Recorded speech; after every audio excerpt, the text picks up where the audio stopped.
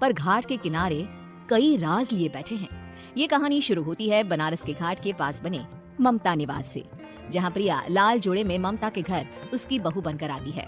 आओ आओ बहू, घर को अपने पैरों से पवित्र करो।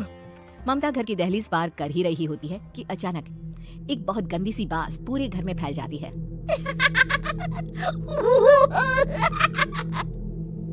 ये बदबू और ये आवाजें, ये कौन हंस रहा है माँ? अब ये पड़ोसी ना हमारे थोड़े अलग से है। कहाँ हम शाकाहारी और ये मांस मच्छी खाने वाले। छोड़, तू ध्यान मत दे और गृह प्रवेश कर। और हाँ बहू, अपनी सास की एक बात हमेशा याद रखना, इन पड़ोसियों से तो कभी बात नहीं करेगी। अच्छे लोग नहीं है ये। अपनी सास की ये बात मानेगी ना बेटा? हाँ माँ, जो आपकी मर्जी, मैं उनसे बात नहीं करूंगी। अगले दिन प्रिया अपनी पहली रसोई बनाने रसोई घर में जाती है। ये छोकी बात तो नाक में जा रही है। एक काम करती हूँ, खिड़की खोल देती हूँ। प्रिया खिड़की खोलने जाती है। इतने चाले, लगता है इस खिड़की को कभी खोला ही नहीं गया। पर ऐसा क्यों? ओह, नॉन वेज की स्मेल आती होगी ना। 2 मिनट के लिए खोल लेती हूँ, फिर बंद कर दूंगी। प्रिया खिड़की खोलती है। खिड़की खोलते ही उसकी नजर सामने वाले घर की खिड़की पर पड़ती है, जहाँ एक लड़की खड़ी होती है। हाथों में मेहंदी, लाल रंग की साड़ी, बिल्कुल सजी धजी, मानो प्रिया की तरह ही वो भी नई नवेली बहू हो। वो प्रिया को देखकर मुस्कुराती है। हे भगवान, माँ ने तो इनसे बात करने को मना किया था।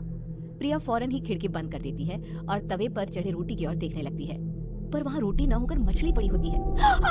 ये क्या? पहली ही रसोई में इतनी बड़ी गलती। हे भगवान, अब मैं क्या करूं? प्रिया बहुत डर जाती है और फौरन रसोई की सफाई करने और फिर सभी के लिए खाना बनाने लग जाती है। जब वो सबको खाना परोसती है, सब तो ठीक है, मैं बेकार में चिंता कर रही थी। हे भगवान, ऐसे ही बस अपनी कृपा बनाए रखना। रात के वक्त जब सब सो रहे होते हैं, तब प्रिया को पायल की आवाज सुनाई देती है, जिससे उसकी आंख खुल जाती है। ये पायल की आवाज कहाँ से आ रही है? प्रिया उठकर उस आवाज के पीछे छत की सीढ़ियों तक जाती है। तभी उसे बच्चे के रोने की आवाज आती है। प्रिया छत पर जाती है तो क्या देखती है? वही लाल साड़ी वाली लड़की अपनी गोद में एक नवजात बच्चे को घुमा घुमा कर सुला रही है। तभी प्रिया की नजर उसके पेट पर पड़ती है। ओह गॉड, ये तो प्रेग्नेंट भी है। सुनिए, बच्चा सो नहीं रहा है क्या? मैं कुछ मदद करूं? नहीं नहीं, आपके घर वालों को अच्छा नहीं लगेगा, मैं संभाल लूंगी। स्नेहा की गोद से बच्चा हाथ मारकर प्रिया की गोद में आने को छटपटाने लगता है। दोनों घर अगल बगल में बने होने के कारण प्रिया उस बच्चे को गोद में ले लेती है। प्रिया के पास आते ही वो सो जाता है। बच्चे का वो स्पर्श रात भर प्रिया भूल नहीं पाती और अगली सुबह वो छत पर कपड़े सुखा रही होती है। तभी उसे एक औरत इशारा करके बुलाती है।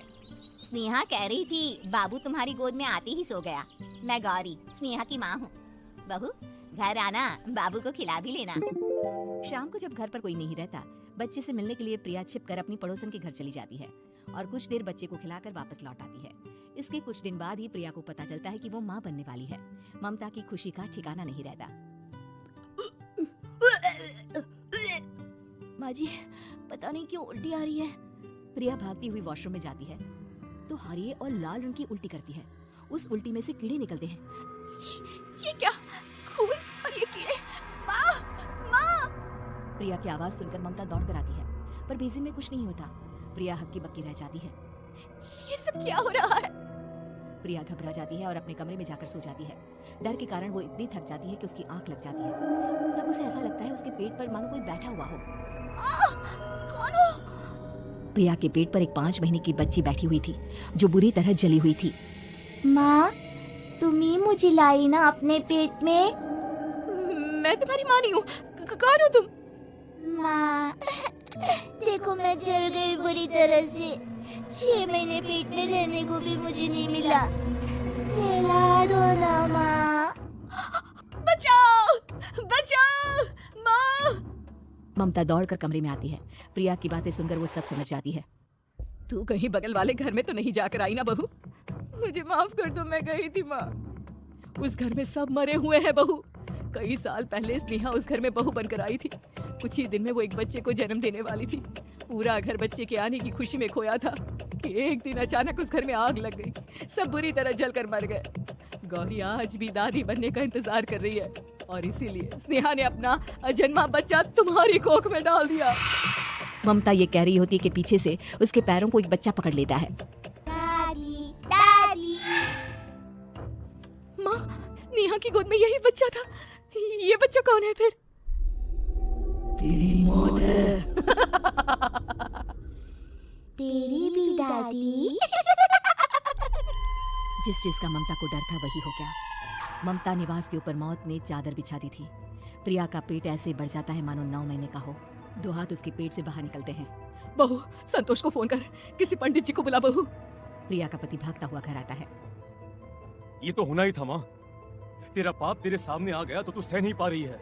स्नेहा घर में आग लगी नहीं थी, माँ ने लगाई थी, प्रॉपर्टी की लालच में। और वो बच्चा मेरी पहली पत्नी का बच्चा है, मेरा बेटा, जो कि उस आग की चपेट का शिकार हो गया था। मैंने तुमसे ये सब माँ के कहने पर छुपाया था। मुझे माफ कर दो प्रिया। तुम अगर चाहो तो यहाँ से जा सकती हो। मैं तुम्हें किसी भी बंधन में रखना नहीं चाहता। मेरी शादी हुई है आपसे, मैं आपको छोड़ नहीं सकती, पर उससे पहले हमें स्नेहा, उसकी माँ और बच्चे की आत्मा की शांति करवानी होगी। संतोष और ममता गौरी के घर जाते हैं। अंदर सब कुछ जला हुआ होता है। जमीन पर जली हुई लाशें बिखरी हुई थी। ममता रो रो कर अपनी करने की माफी गौरी से मांगती है। प्रिया स्नेहा के घर वालों का अंतिम संस्कार करवा देती है और ममता निवास फिर से आत्माओं के साए से